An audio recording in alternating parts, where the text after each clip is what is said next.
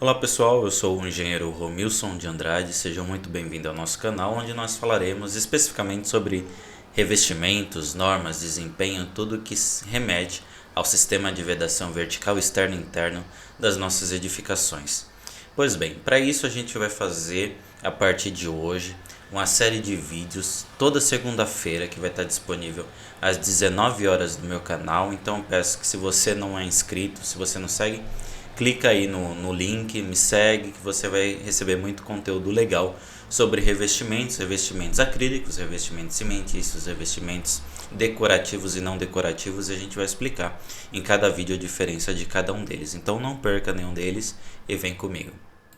No vídeo de hoje nós falaremos sobre a diferença das especificações para entrada de água em revestimentos cimentícios no reboco de argamassa, revestimentos cimentícios decorativos, os sistemas mais conhecidos como monocamada, e também os revestimentos acrílicos, a diferença da classificação e da permissão de acordo com a norma para a entrada de água nesses revestimentos. A gente sabe que a entrada de água é um dos fatores que, para as fachadas, ele vai mais atacar em relação à degradação e à vida útil do sistema. Ou seja, quanto mais água é permitida para a entrada, o ingresso no sistema de revestimento, além das infiltrações, a gente vai ter um envelhecimento precoce desses revestimentos. Então as normas, principalmente a gente vai ver algumas normas internacionais, elas vão discriminar a quantidade de água que é permitida passar por esses revestimentos, e a gente vai entender qual que é a importância desses critérios, principalmente se a gente compará-los um em relação ao outro. Então eu vou mostrar aqui para vocês algumas especificações que é trazidas pelas próprias normas. Bom, primeiro então a gente precisa definir os métodos em relação à entrada de água e para que esses números vão servir para a gente. E quem vai definir isso muito bem é a STM D570. Ela vai trazer duas funções específicas, a segunda já não é muito aplicada aos sistemas de revestimento, para as nossas fachadas, porque é uma norma em contexto geral. Só que a primeira definição vai dizer sobre os efeitos da exposição do material quando ele está sob condição de contato com umidade, no caso, ou a umidade que vem por condensação que a gente tem na fachada, ou a questão mesmo da penetração de água de chuva. Então a primeira coisa que a gente precisa é ter ideia quais são os impactos para o nosso revestimento da relação do nosso material que está exposto em relação a um outro, em relação ao ambiente que ele está sendo aplicado. Então é muito diferente, logicamente, você aplicar um revestimento acrílico e um revestimento cimentício decorativo, um revestimento cimentício argamassado, e as propriedades de transmissão de água entre eles vão ser completamente diferentes. E de acordo com o lugar, de acordo com a região em que eu estou edificando, ou especificamente uma fachada, vai determinar se é mais vantajoso para mim o tipo de revestimento que eu vou aplicar. Então, se eu vou precisar de um revestimento um pouco mais denso, um pouco mais espesso, menos espesso, e as características desse revestimento. Bom, a condição aqui da 13281, agora nessa última revisão de 2023, ela vai trazer os coeficientes de absorção de água por capilaridade, que é o coeficiente W. O W ele vai ter o coeficiente water, que é em relação à sigla em inglês para água, da permissão de entrada de água. E a gente vai ver para os revestimentos e algumas siglas e algumas outras normas trazendo o C24 horas, que é o coeficiente de absorção de água em 24 horas, que é a mesma coisa em relação ao W. W já é o conceito mais geral dessa propriedade, e C24 já quando tem uma especificidade em horas determinadas. Então a gente tem lá desde menor igual a 1 até maior que 8,5.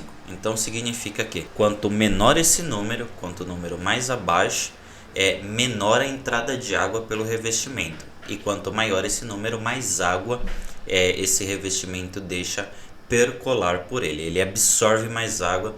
Teoricamente, quanto mais poroso o material, mais água vai percolar por esse sistema.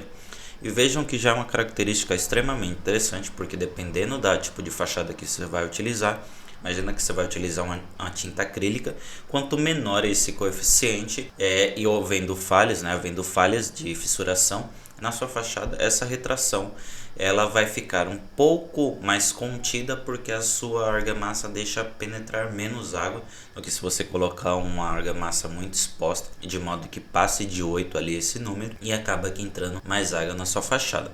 O método de ensaio é descrito na EN ISO 15148 e esse vai falar, né, o dispositivo de ensaio para esse sistema é no anexo A, e essa é a norma de argamassa, que está aí recentemente publicada. Agora, para os revestimentos decorativos, que é a NBR 16648, o mesmo critério de absorção de água por capilaridade, que aqui, como eu já falei para vocês, o C24 horas, né, tá somente para argamassas decorativas, né, o ATD, argamassas técnicas decorativas, em sistema monocamada ou multicamadas. Ele vai para o Brasil já especificar que para regiões norte e zona costeira do Brasil, o coeficiente, o C24, tem que ser menor do que 0,2 kg por metro quadrado. Então, em relação à argamassa, a gente já vai ter aí que pelo menos 20%, né, do critério ele é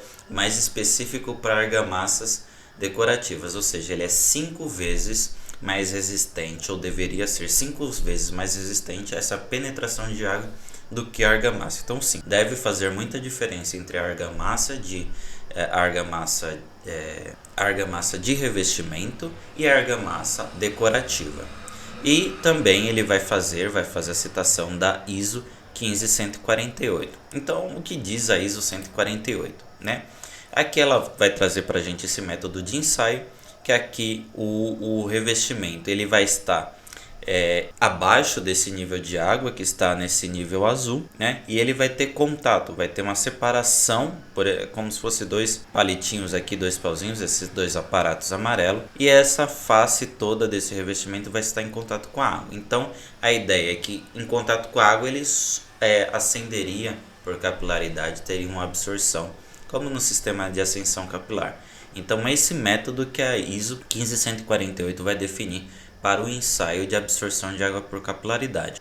Antes disso, né, a gente tinha a DIN 18558, que eu vou trazer aqui para vocês. Ela vai trazer alguns critérios de proteção. Essa norma da DIN ela é desde 1980 e tralalá, ela é bem antiga.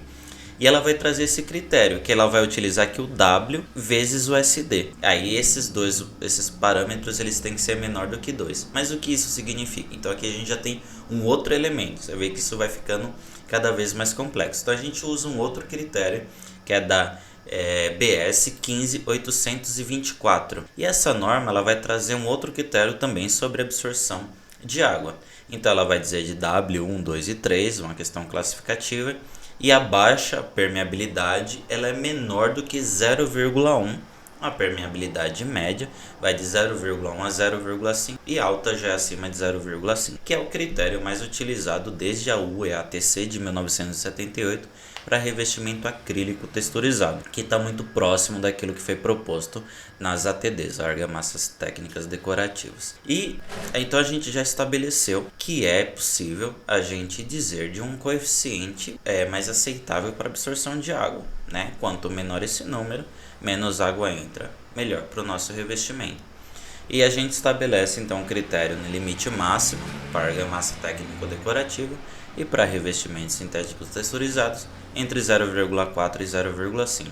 Só que, como eu já adiantei para vocês, essa classificação da DIN ela vai dizer que esse número, o W, ele tem que multiplicar por um outro fator, que a gente vai chamar de SD. Então a gente está dizendo até agora da capacidade de água que ela pode absorver, ser absorvida pelos revestimentos. E o critério SD, ele vai ser um critério de permissão de saída de água pelo revestimento.